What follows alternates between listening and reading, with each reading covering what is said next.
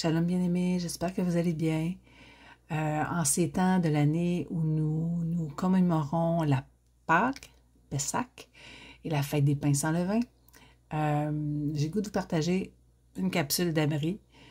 C'est un gros partage, j'espère qu'il ne sera pas trop long, mais j'ai voulu prendre le temps de vraiment bien regarder. OK, vous savez comment j'aime aller décortiquer juste un verset, aller chercher la richesse de chacun des mots.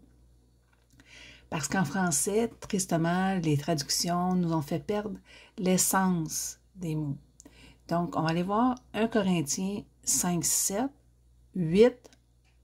On va le regarder rapidement, mais dans le sens qu'on va aller le sonder un peu. Donc, le verset, c'est « Purifiez donc le vieux levain, de sorte que vous soyez une nouvelle pâte, comme vous êtes sans levain, car aussi le Mashiach, le Messie, notre Pâque, a été offert pour nous. Célébrons donc la fête, non avec du vieux levain, ni avec le levain du mal et de la méchanceté, mais avec les pains sans levain, de la sincérité et de la vérité. » 1 Corinthiens 5, 7 et 8. On va aller voir le mot « purifier ». Premièrement, je le regarde souvent parce que là, c'est un verset de l'Alliance renouvelée, qu'on appelle le Nouveau Testament aujourd'hui, et il a été traduit en grec. Donc, on va aller voir le grec, puis l'équivalent en hébreu, en hébreu. C'est comme ça que je procède, OK? J'utilise Study Bible. Study Bible, peut-être je peux vous montrer. Je vais vous montrer rapidement. OK, ça, c'est Study Bible. Je vais aller le chercher en grec. Là, c'est en grec, OK? Par l'interlinéaire grec du Nouveau Testament. Un exemple, si je vais chercher le mot, on va aller voir Corinthiens 7. Pour vous montrer comment je procède, OK? On va aller voir un exemple, G22, 19. Je m'excuse, il est là. Et je vais aller chercher l'équivalent abri, OK? Parce que il n'y en a pas tout le temps, mais mettons un exemple, le levain, l'équivalent abri va être ici, je vais cliquer dessus, puis il va m'amener l'équivalent, OK? Puis je vais regarder ici l'équivalent. Oups, c'est brûlé, il est parti, il est allé le chercher. Parfait. Fait que je voulais juste vous montrer comment je le fais. Puis il y a d'autres outils que j'utilise, mais en gros, c'est le procédé que je fais. Fait que premièrement, on va aller voir le mot purifier, son équivalent en abri, bahar, OK? Mais il y en avait, c'est celui-là que je suis allée voir, mais on voit, c'est ekatairo en grec, qui veut dire nettoyer complètement, faire disparaître, enlever les impuretés comme on émonde les arbres et vignes des pousses inutiles, supprimer la culpabilité, métaphoriquement parlant. C'est intéressant. Okay. Expier, émonder, purifier. Son équivalent abri, le mot bahar qu'on a vu, c'est brûler, consumer, être allumé, dévorer, être embrasé, faire disparaître, exterminer, comme dans Dabarim 22, 21, 22.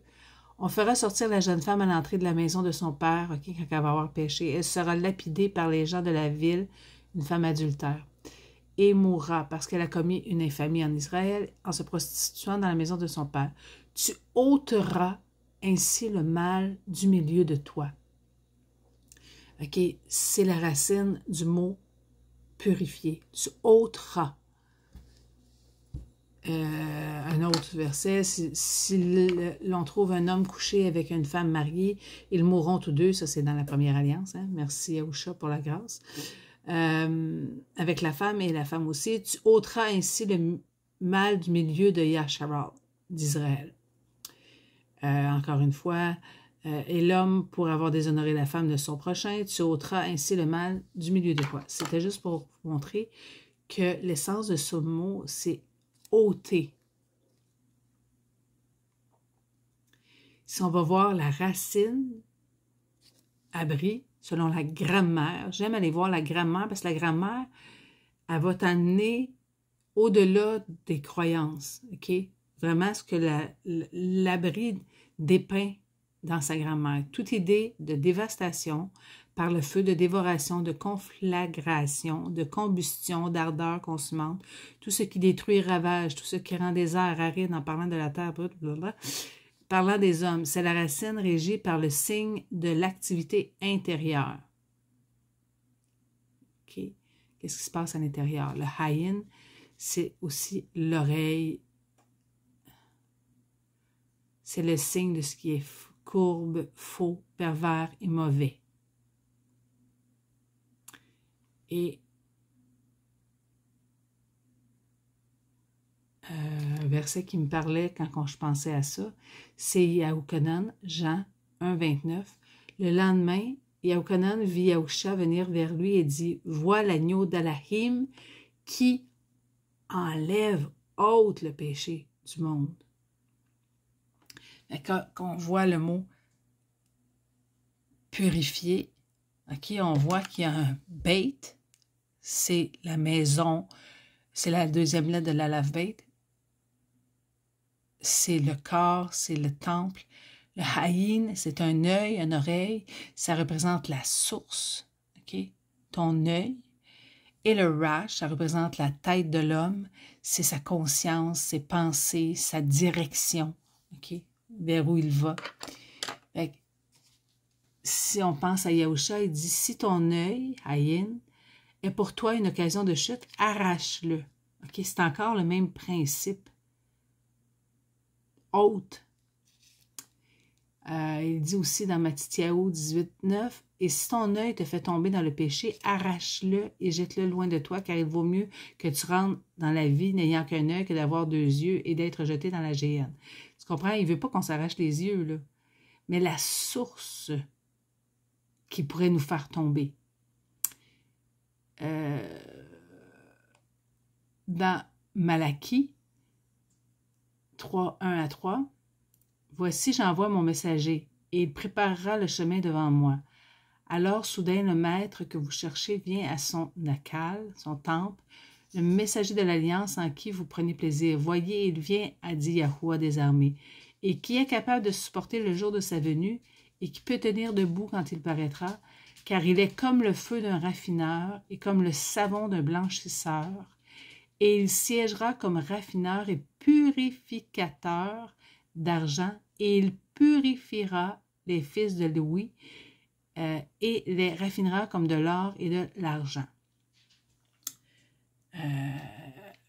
C'est ça que je voulais vous montrer parce que si on pense à Bahar, il nous disait que c'était le feu qui consume. OK? Donc, on pourrait regarder la racine Bahar comme tout ce qui détruit les d'ardeur consumante. Quand je pense à ça, je pense tout de suite à Yahuwah qui dit qu'il est un feu dévorant. C'est pourquoi, recevant un règne inébranlable, retenons la faveur par laquelle nous servons Yahuwah. Yahuwah, ton Alahim, agréablement avec respect et crainte, car en effet, notre Alahim est un feu dévorant. Okay? On peut penser à Abrim 12, 28, 29 ou à Dabarim 4, 24. Fait qu'on voit que le mot purifier, c'est vraiment ôter, enlever. Mais qui peut ôter notre péché? On sait que c'est Yahusha. C'est impossible à l'homme. Donc, quand on voit des choses dans nos vies, parce que c'est important qu'on comprenne que celui qui enlève, qui peut ôter, c'est l'agneau. on va aller voir le vieux levain. OK? Le vieux, l'équivalent en abri, c'est bala. Et l'équivalent abri de levain, c'est char. Comme je vous ai dit, on va aller le voir rapidement. En grec, on ne le fera pas tout, mais en grec, voulait dire vieux, ancien, qui était une racine de palahi, qui veut dire ancien, précédent, depuis longtemps, autrefois, qui est une racine de renouvellement ou répétition d'une action. OK. Et qui est encore une racine de pal, c'est une lutte entre deux combattants dans laquelle chacun essaie de renverser l'autre. La victoire est acquise par le maintien au sol et en lui mettant la main sur la nuque. Le terme est transféré à la lutte contre le pouvoir du mal. C'est intéressant de voir que la racine du mot vieux, c'est vraiment une victoire dans un combat. Puis, on regarde cette racine-là, c'est dans Yahusha. On dit Josué, mais c'est Yahusha. Oups, j'ai mis un 10-24. Lorsqu'ils eurent amené ces rois devant Yahusha, Yahusha appela tous les hommes de Yasharal et dit aux chefs des gens de guerre qui avaient marché avec lui, « Approchez-vous, mettez vos pieds sur le cou de ces rois, les coups de ces rois. » Ils s'approchèrent et ils mirent les pieds sur leur cou. Yahusha leur dit, « Ne craignez point et ne vous effrayez point, fortifiez-vous et ayez courage, car c'est ainsi que Yahuwah traitera tous vos ennemis contre lesquels vous combattez. » Et on sait aujourd'hui que notre ennemi, c'est la chair. Okay? Donc, en arrière-plan, quand vous lisez, c'est important de savoir que notre Père est celui qui combat nos ennemis, qui combat notre adversaire le plus redoutable, notre chair. Donc, on va aller voir Bala, la racine Bala, okay, qui est l'équivalent. C'est tout ce qui est vieux, usé, passé, devenir vieux, s'user par le temps, vieillir. Okay? La racine Bal, B-A-L, c'est toute idée de distension, de profusion, d'abondance, toute idée d'expansion, d'extension, blablabla. Dans un sens figuré, excusez, la spiritualité, l'âme humaine, l'âme universelle, le tout, Yahuwah. OK. Quand je vois Dieu, moi je dis Yahuwah. OK. Donc, en résumé, c'est la conscience, l'âme humaine, le cœur, l'esprit.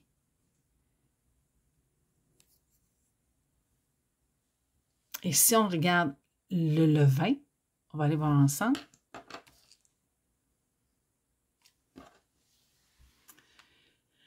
Quand je pense on va aller voir avant les versets qui me faisaient penser à ça. Dans Marc 2, 22, « Et personne ne met du vin nouveau dans de vieilles outres. Autrement, le vin fait rompre les outres et le vin et les outres sont perdus. Mais il faut mettre le vin nouveau dans des outres neuves. » C'est quand on parle de vieux, de bala. OK? En effet, dans Romains 6, 5, 7, en effet, si nous sommes devenus une même plante avec lui par la conformité à sa mort, nous le serons aussi par la conformité à sa résurrection, sachant que notre vieille, c'est le même mot, homme a été mis à mort avec lui, afin que le corps du péché fût détruit pour que nous ne soyons plus esclaves du péché, car celui qui est mort est libre du péché.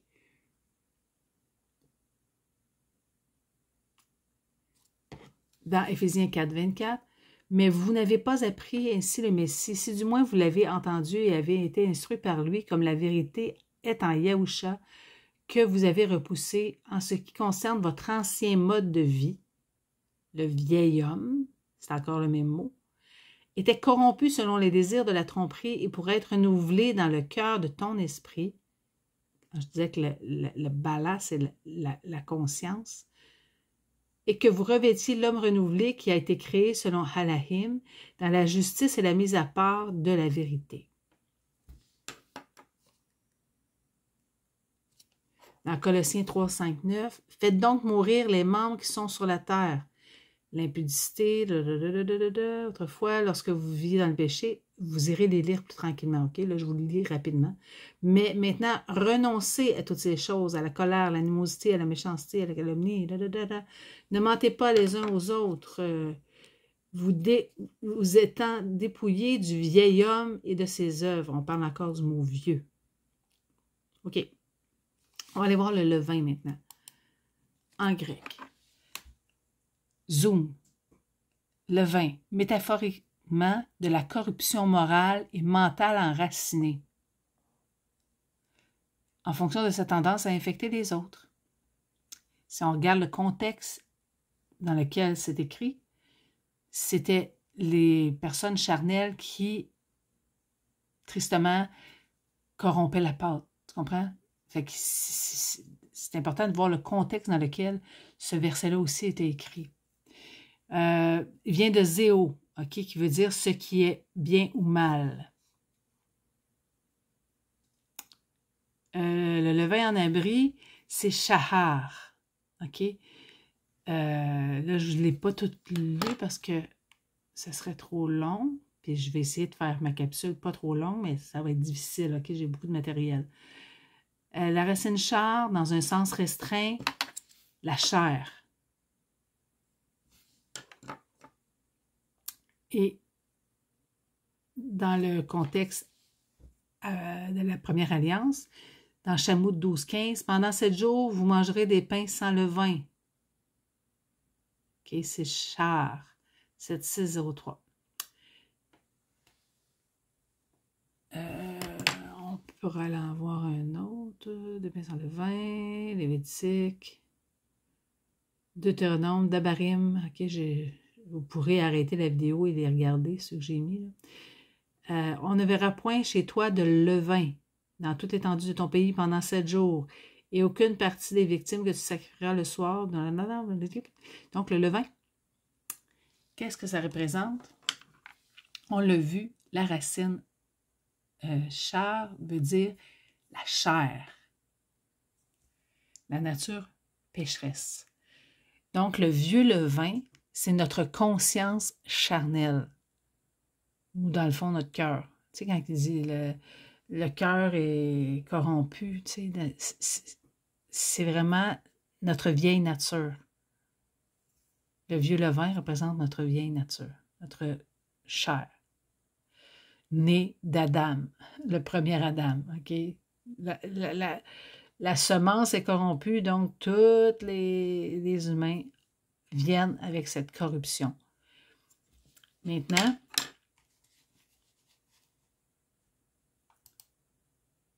on va aller voir, on a vu, purifier donc le vieux levain. Donc, ôter la chair. Ce serait, en québécois, ce serait ça. De sorte que vous soyez une nouvelle pâte. On va aller voir une nouvelle pâte. C'est vraiment agréable d'aller voir les mots abris parce qu'on voit vraiment le sens plus profond. Donc, nouvelle, j'ai trouvé 2 équivalents. OK, il y en avait plusieurs, mais je ne peux pas toutes les mettre. Mais on va en regarder 2 qui sont vraiment intéressants par rapport à la Pâques, à Pâques. OK, le premier, c'est le mot « nouvelle », vient du mot « nouveau » en grec. Strong, comme je vous dis, vous avez juste à arrêter la vidéo puis aller les voir si vous voulez. Né récemment, jeune, jeunesse, nouveau, dénote le nouveau en référence à la qualité, ce qui est frais, non usé, dénote la nouveauté en référence au temps, ce qui est jeune, récent. Nouveau en abri, c'est Abib. OK? Et le mois de la Pâque ou de la Pessac, c'est Abib, à une nouvelle saison. Le mois d'Abib, on commence quelque chose de nouveau. À tous les printemps, il y a quelque chose de nouveau. Donc, c'est le mois de la formation de l'épi, le mois de l'Exode et de la Pâque. d'une racine du sens d'être tendre, une nouvelle pousse. OK, donc, dans Oukra, Lévitique 2,4, si tu fais à Yahweh une offrande des prémices, tu présenteras des épis nouveaux, Habib. Quand on parle du mois de Habib. Ah. OK. Le Hab, la racine Hab, Halaf, Beit, OK, comme père. C'est découle toutes les idées de cause productive, de volonté efficiente, de mouvement déterminant, de force générative. Le principe de la fructification universelle. Toutes les idées de paternité, comme je dis, un désir d'avoir, un père, un fruit. Habab, OK, la racine Habab, de Habib, c'est ce qui croît et se propage, la végétation, la germination. Okay. Donc, dans le mot Habib, nouvelle, on parle de père, de fruits et de germination. C'est pour ça que j'ai mis la semence qui croît. OK?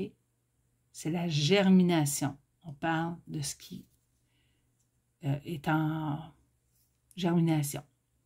Donc, quand il nous dit une nouvelle pâte, on parle de quelque chose qui est en train de germer. On va aller voir aussi le mot Bakur, OK? Qui, si on le regarde encore une fois dans ses racines,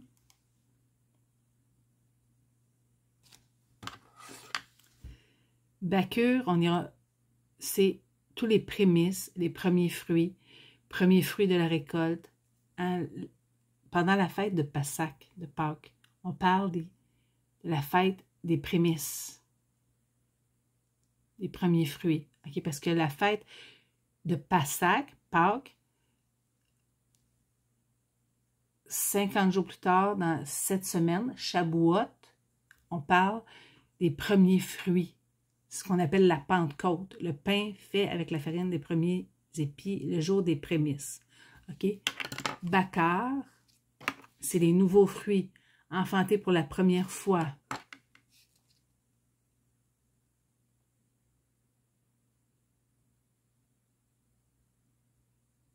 Si on regarde la racine bure de Bakur, c'est distinction d'éclat, de pureté, le froment.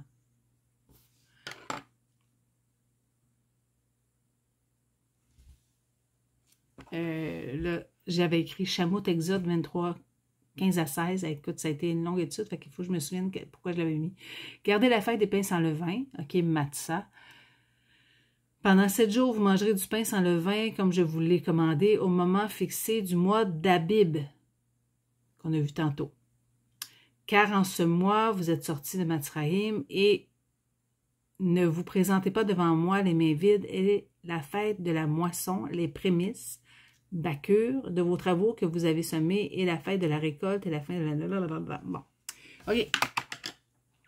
Fait que si on regarde nouvelle, on parle de Habib, qui est la germination, et de Bakur, qui est le froment, les prémices. Yahusha a accompli tout ça. Il est le prémisse, le premier-né.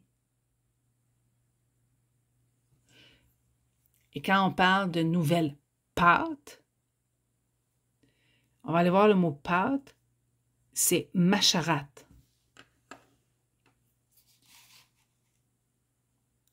Mais il vient premièrement du grec, qui est phorema, qui est toute substance mélangée à de l'eau et malaxée, une masse, un morceau de pâte d'argile. C'est comme quand Yahusha dit qu'il est le potier, nous sommes l'argile. C'est quelque chose de nouveau, un morceau de glaise qu'on commence à travailler. Il vient de fou, qui est engendré, produire, être né, jaillir, croître, pousser, grandir. On parle aussi de gonfler, de souffler, d'enfler. Donc, macharat, on parle de la cuve, de pétrissage, de malaxage. On parle encore de gonflement.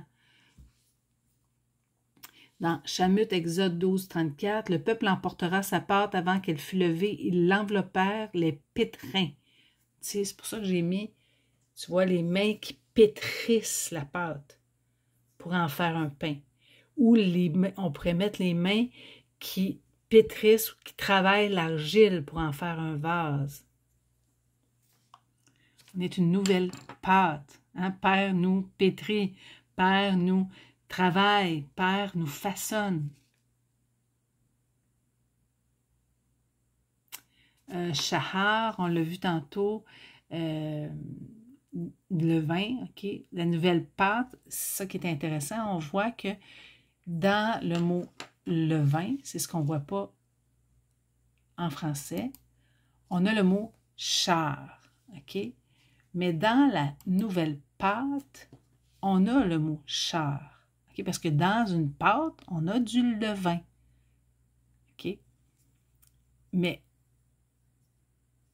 lui, il nous dit d'enlever le vieux levain. Ça veut dire la chair. Mais dans une nouvelle pâte, il y a un levain. Mais ce n'est pas le levain en soi, c'est le vieux levain. Donc, si on regarde...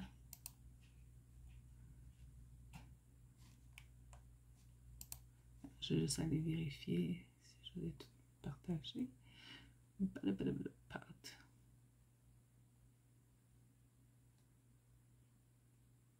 OK, je l'ai regardé. Chair, tantôt on voyait que c'était la chair, mais c'est aussi la consistance, la solidité, l'élémentisation. OK, on va aller voir la solidité des synonymes. OK, la fermeté, la force, le courage, la constance, le cran, l'énergie, la volonté.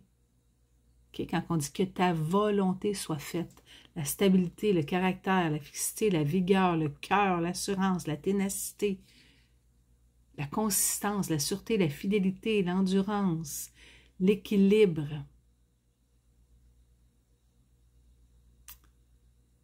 Et aussi dans la lettre Mayim, qui est tout ce qui est fécond et formateur.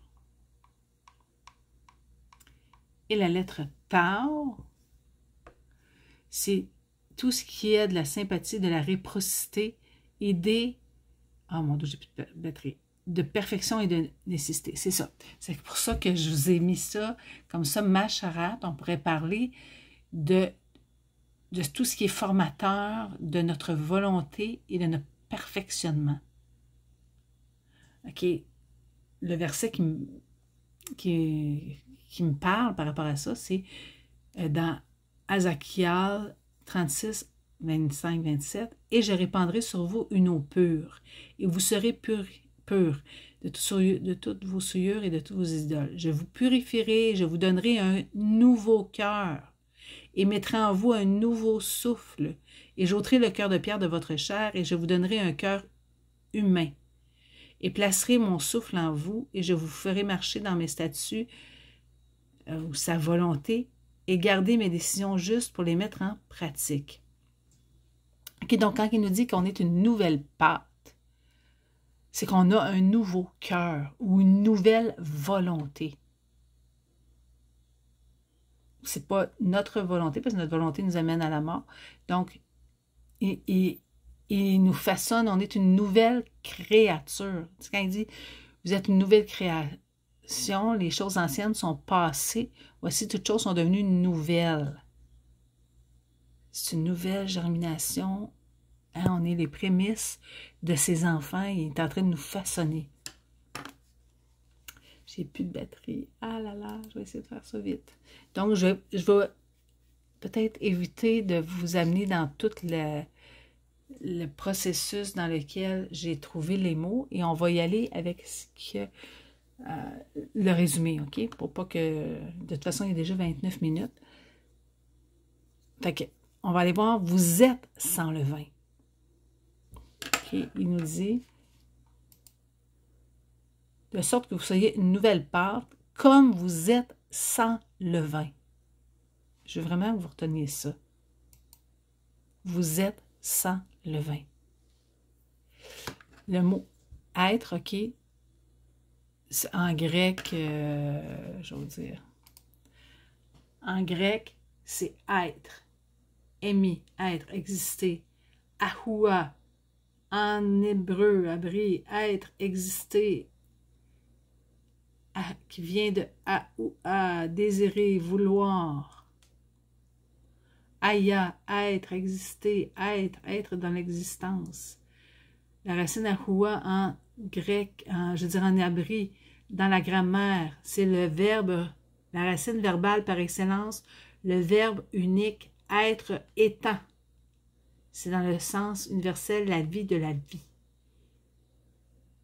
Ahoua, cette racine avec le signe de la manifestation, c'est le verbe absolu être, existant. OK. Hu, le signe de la vie réuni au signe convertible, la vie potentielle, la puissance d'être, la puissance d'exister, comme notre Père. Vous êtes sans le vin. Le verbe être, ahoua, ahoua, être qui est. Donc, si on y ajoute le yad, on obtient le nom de notre Père, Yahoua, l'être qui est. Donc, vous êtes tel père, tel fils, tel enfant. Vous êtes comment? Sans le vin. L'enfant de Yahoua est sans le vin. Son souffle, Père est, on pourrait dire, le souffle de vie. Le souffle de vie n'a pas de levain. Donc, l'esprit de Yahoua en nous, ou Yahusha en nous, comme il disait le Christ en nous, là, mais c'est Yahusha Mashiach, c'est le oin en nous, est sans le vin. Et si on va voir la racine de Matzah, écoute, ça a été pas évident, le levain, sans le vin, OK. Quand on dit, tantôt, le vieux levain, c'était char, mais dans cette circonstance-là, sans levain, c'est matzah, comme la fête des pains sans levain. C'est qui les pains sans levain? Vous êtes sans levain. Qui sont les pains sans levain? Juste réfléchir à ça. OK. Je viens d'en perdre une coupe. OK. Sans levain, azumo, non fermenté, exempt de levain. Pain sans levain utilisé par les Yahoudim, les Juifs, pour la Pâque. Libre, métaphorique, libre de faute. Du levain de l'iniquité. Celui que le Fils rend libre est vraiment libre. Il n'y a plus de levain. Il vient de zoom, le vin métaphorique de la corruption morale et mentale. OK, on va aller voir. Oups, j'ai tourné la mauvaise page. Le vin. OK, le mot matzah, qui est le pain sans levain. Qui est le pain sans levain. Non levé, sans levain. Matzah dans le sens dévorer avidement pour la douceur. OK? C'est savourer. Et le 15e jour de ce mois, dans Oukra 23, j'ai plus de batterie, j'essaie de faire ça vite, ça n'a pas de bon sens. Suivez-moi. Ce sera la fête des pains sans levain. En l'honneur de Yahoua, vous mangerez pendant 16 jours des pains sans levain. Matzah. OK, c'est ça qu'on... j'ai fait justement mon pain sans levain hier. Parce que pendant la fête des pains sans levain, ou la fête de la Pâque, on se souvient que le peuple, que Yasharal est sorti d'Égypte, OK? Et le pain n'avait pas eu le temps de lever, et c'est en mémoire de ça, mais c'est surtout en mémoire que Yahusha est le pain sans levain.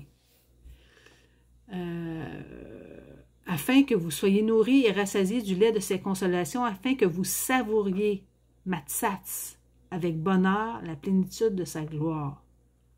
Okay? Parce que ça vient de matzatz. Matzah vient de matsats, ok, qui parle de savourer avec bonheur, de savourer. Mats, la racine mats, c'est ce qui parvient à un but, à une fin, qui rencontre, qui trouve, qui obtient l'objet désiré. En arabe, signifie proprement sucer, savourer. OK? Si on regarde le mot, sucer dans le sens, c'est quand on savoure, on s'abreuve, on absorbe, on boit, on extrait quelque chose, on mange, comme on fait présentement. On va aller savourer, on va aller plus profondément voir ce que le mot veut dire. Matsa veut dire savourer la vie. Mats, manger, boire. Ha, la vie, matsa. Vous êtes sans le vin. Car il satisfait l'être altéré, il a comblé de bien l'être affamé. Tahalim 107.9. On est dans la plénitude. Vous êtes sans le vin. Vous savourez la vie. Vous êtes rassasié, nourri, satisfait. Quand on dit vous êtes sans le vin, vous êtes rassasié, nourri, satisfait.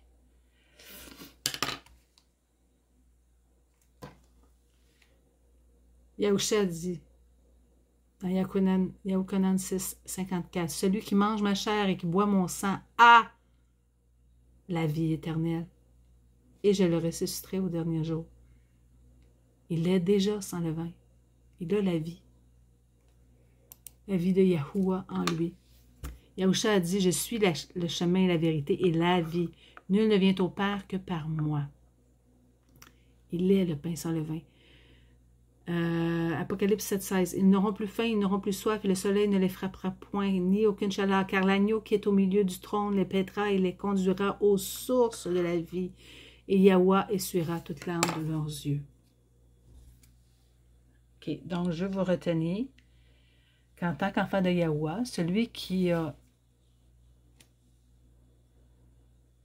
mis sa confiance en Yahusha, Yahusha a ôté son péché, dans le sens qu'il ôte notre péché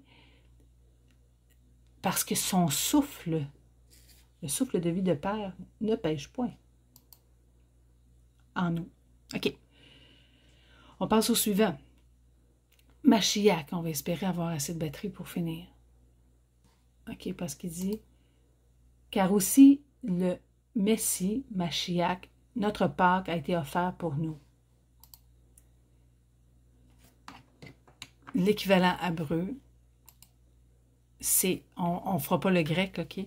Je vais vous le dire juste c'est quoi? C'est Christos 55, 47, qui veut dire oint. Cryo, oindre. Donc, c'est l'équivalent en hébreu, Mashiach. C'est oint, celui qui est oint, qui a eu de l'huile. Dans le passé, on oignait les rois, les souverains sacrificateurs, étaient oints, ok? C'est-à-dire, quand on les consacrait, on les oignait. Puis si on regarde dans Tahalim, Psaume 105, « Ne touchez pas à mes oins, Mashiach. » Donc, Mashiach, c'est le même mot. « Et ne faites pas de mal à mes prophètes. » Il n'y a pas eu juste un oint. Tous les sacrificateurs, il n'y a pas eu juste un Mashiach. OK? Mais il y a seulement un Mashiach Yahusha. Dans le sens que il est le oint prophétisé. Mais les rois, les souverains étaient des Mashiach. Si on regarde, ça vient de Mashach.